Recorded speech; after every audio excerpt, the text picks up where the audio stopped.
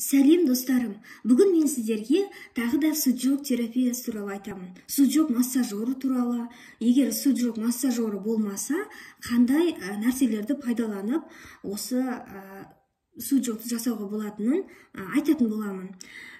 Егер де менің арнама жазылмаған болсаңыз, міндетті түрде тіркеліп қойыңыз, қоңыраушаны басып қойыңыз. Және ақпараттар ұнаса лайк басыңыз, комментарий қалдырыңыз. Енді мен сіздерге суджок терапиясын туралы айтайын. Енді өткен сабақтарымызда біз осы суджок терапиясын кім ойлап тапқанын, қалай дәлелдегенін, қашан пайда болғаны туралы қысқаша тарихына тоқталдым. Енді бүгін осы қолдың саусақтарына қарай ойысамыз. Әр біздің саусақтарымызға қарайтын болсақ, бәрінде 1, 2, 3. Барлығы 3 буынға бөлініп тұр. Енді мынау тырнақтың артында тұрған мынау бірінші буын, бұл бірінші буын деп аталады. Мынау екінші буын, мынау үшінші буын. Осы 3 буынның әрқайсысының өзінің атқаратын қызметі бар. Енді мынау бірінші буын, яғни тырнақтың арты, міне. Осы бірінші буын деп аталады. Бұл бірінші буынның оң жағы мен сол жағы, яғни мынау оң жақ қыры, мынау сол жақ қыры. Міне. Осы оң жақ қыры мен сол жақ қырын массаж жасайтын болсақ, қырына массаж жасайтын болсақ, ол иық пен білезікке әсер етеді. Яғни сіздің иығыңыз, оң иығыңыз ауырып тұр ма, әлде сол иығыңыз ауырып тұр ма? Міне, осы екеуіне массаж жасайтын болсаңыз, иығыңыздың ауырғанын қояды. Және де тек қана иық емес, білезік деп отырған, міне мына жерге, осы білезік жер ауыратын болса да, мына жерге массаж жасаймыз. Мына жерге массаж, мына жерге массаж. Яғни бірінші буынға массаж жасап шығамыз. Міне, 4-еуіне де, 5-еуіне де. Сол кезде иық пен білезікке әсер етеді екен. Енді оны қалай жасаймыз? Мынау суджок массажоры дедік. Мынау суджок массажоры. Осы суджок массажорының ішінде мынадай несі тұрады? Сақинасы тұрады. Осы сақинасы арқылы жаңағы бірінші буынға міне массаж жасаймыз. Тек бірінші буын, міне, екі жағында қырын ғана алып отырмыз. Көріп тұрсыздар ма? Тырнақ тұрып, міне екі жағын ғана алып жатырмыз. Қырын. Яғни осы екі қырын массаж жасаған кезде оң жақ иық пен сол жақ иық, оң білезік, сол білезікке әсер етіп жатыр. Бұл онша қиын емес. Енді мынау екінші буын, ортада тұрғаны екінші буын. Бұл оң жақ пен сол жақ тізе және шынтақ буындарына әсер етеді. Яғни, мынау тұрған екінші буын, мына екі қыры, міне, жиегі ғой енді, мына екі шеттері. Осы жағын уқалайтын болсақ, оң жақ тізе, сол жақ тізе, және шынтаққа әсер етеді екен. Енді мынау үшінші буын, ең соңғы буын. Бұл ең соңғы буын, буынның сыртын уқалау арқылы екі жамбас буынына әсер ете алады екенбіз. Яғни қыры деп отырғанымыз міне мына жағы, екі жағының қыры. Осы екі жағын уқалау арқылы, міне қаттырақ басу арқылы, қатты басамыз, күш салып. Өстіп басқан кезде оң жақ жамбас пен сол жақ жамбас буынына әсер ете алады екенбіз. Яғни мына саусақты, сосын мына аяқтағы саусақты келесі қолымызбен сөйтіп барлығының үшінші буындағы несіне қалып шығамыз. Сол кезде біз оң жақ жамбас пен сол жақ жамбасқа әсер етеміз. Енді бұдан бөлек мынадай карандаштың көмегімен де массаж жасауға болады. Яғни мына қырына жақсы, бұның ұзыннан үшеуіне бірде әсер етуге болады. Міне, уқалап жатырмыз. Біз міне қатты уқалаған кезде шамалы тызылдағандай әсер береді, шамалы ауырады. Бірақ сонда да осыны уқалайтын болсақ, жаңағы екі иыққа, екі шынтаққа, жамбасқа барлығына бірдей әсер ете алады екенбіз. Бұл онша қиын жаттығу емес. Адамның алақанында, қолында барлық нүктелер орналасқан, аяғымызда, табанымызда осы нүктелерге күнделікті массаж жасау арқылы ешқандай аурумен ауырмауға болады. Негізі осылардың барлығы біздің жаңағы массаж жасайтын аймағымыз болып табылады. Енді тағы бір нәрсе, міне мынау жүзімнің сүйектері, жүзімнің сүйегін кептіріп қоямын, өйткені оны емдік мақсатта пайдаланамын. Келесі бір видеоларымда айтатын боламын. Енді мынау жүзімнің өзі сүйегіне қарайтын болсақ, міне жүзімнің сүйегі, бұл өзі формасы жағынан жүрекке ұқсайды. Қарап тұрсаңыздар, жүрекке ұқсайды. Бұл адамның жүрегіне ем болатын да сондықтан жүзімнің. Енді жүзімнің сүйегінен де адамның жүрегіне әсер ететін дәрі жасайды. Келесі бір видеоларымда ұзағынан 10 минуттан көбірек уақытқа түсіріп, мен осы жүзімнің сүйегінен жасалатын дәрі туралы айтатын боламын. Менің арнама жазылып қойсаңыздар, ол видеоны міндетті түрде өткізіп алмайтын боласыздар. Енді бұл жүзімнің сүйегі арқылы массаж жасауға болады. Яғни, мысалы, мынау біздің бас бармағымыз. Бас бармақ. Міне, мынау тұрған тырнақ, тырнағымыз ғой. Осы тырнақ ауыз болып есептеледі. Яғни сіздің аузыңызда қандай да бір проблема болуы мүмкін. Мысалы, ауыз уылып кетуі мүмкін, ауыздағы тісіміз ауыруы мүмкін, тіліміз уылуы мүмкін, немене тағы, түрлі жаралар шығуы мүмкін, қызыл ет қанауы мүмкін, қызыл ет қабынып ауыруы мүмкін, әртүрлі аурулар бар ауыздың өзінде. Сол ауызда тісте ауыратын болса, осы саусақты қатты басу арқылы да массаж жасайтын болсақ, соған қандай да бір пайдасы болады. Сондықтан, мынау ауыз болатын болса, осы ауыздың төбесінде екі көз деген, көзіміз ауырса, осы тырнақтан жоғарырақ массаж жасауымыз керек болады. Сол кезде біз көзімізге әсер ете аламыз. Енді мынау жүзімнің сүйегінің үшкір жағы да бар, доғал жағы да бар.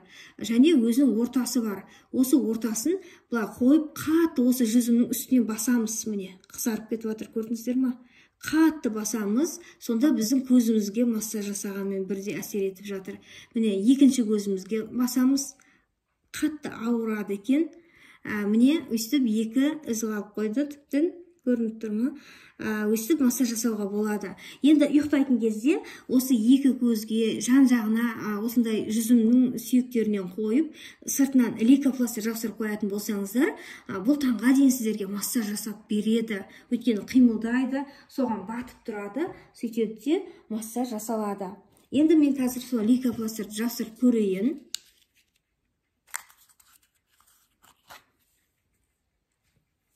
Мынау кәдімгі лейкопластырь. Негізі скотч алсаңыздар да болады, бумажный скотч болады ғой, строительный. Сондай пайдалануға да болады, негізі. Бірақ мен өзімнің қолымда бар нәрсені алып жатырмын, өйткені менде система құйған кезде осы көбіне осы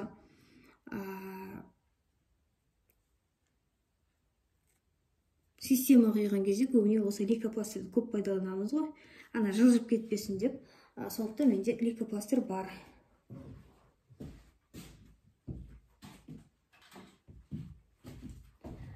Әркім өзінің қолында бар дүниесін пайдаланғаны дұрыс қой. Сондықтан мен лейкопластырь пайдаланып жатырмын. Егер де лейкопластырь болмаса, бумажный скотчты пайдаланыңыздар.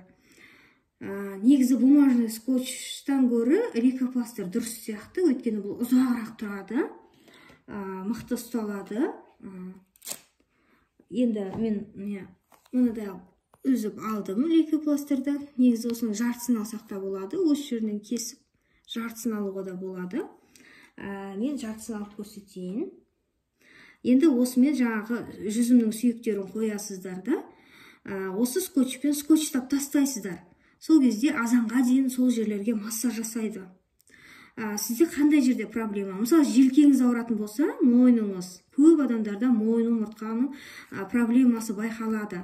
Анау желкесінде дөп өркеш сияқты холка дейді ғой, сондай нәрсе тұрады көп адамдарда, әсіресе қыздарда да, ер балдарда да, бәрінде. Міне мен жартысын ғана алдым, жаңағы үлкеннің. Енді осыған біз жаңағы жүзімнің сүйектерін орналастырамыз.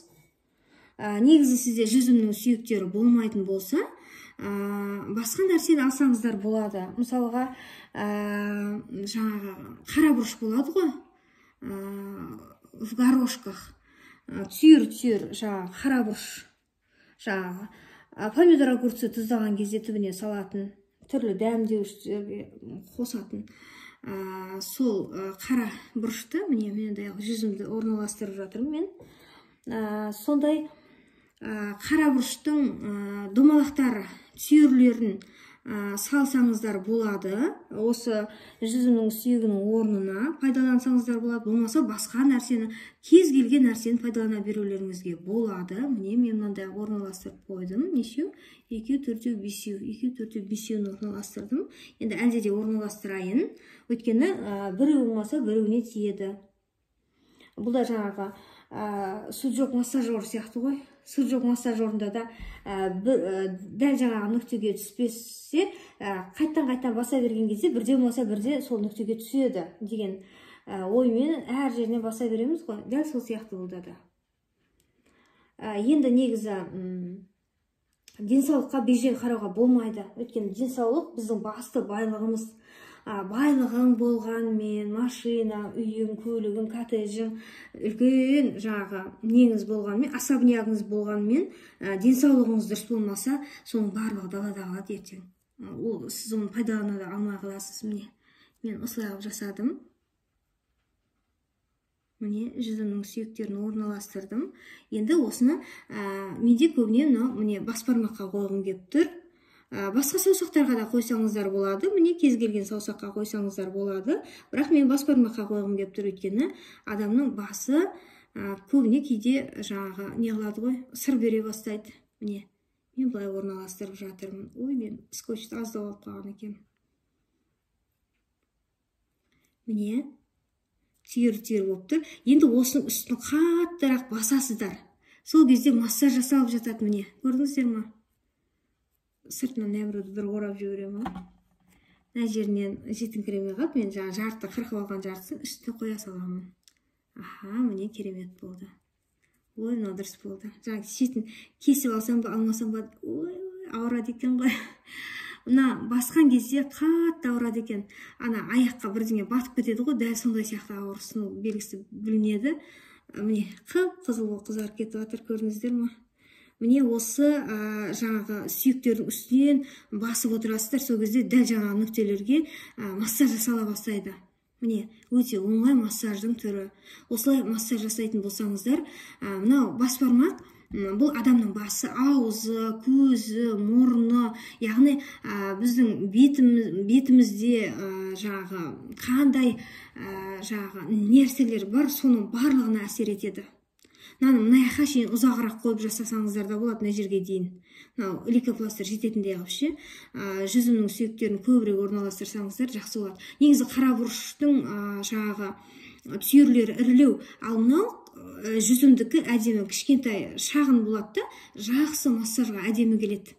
Сондықтан ыңғайы келсе жүзімнің сүйектерін, жүзім жеген кезде сүйектерін сақтап қоя салыңыздар. Өйткені одан мен айтып отырмын ғой, келер жолы жақсы бір видео шығарамын, жүрек ауруына пайдасы бар, көптеген ауруға ем болатын, мен өз пациенттеріме беретін дәрім бар, өзімнің авторлық жаңағы дәрім, ондай дәрі жерде жоқ, мен ғана жасаймын оны, бірақ эффектісі өте жоғары, керемет болады. Сондықтан сол видеоны салған кезде жүзімнің сүйегін таппай қалмаңыздар, осы бастан жеген сүйектеріңізді кептіріп отырыңыздар.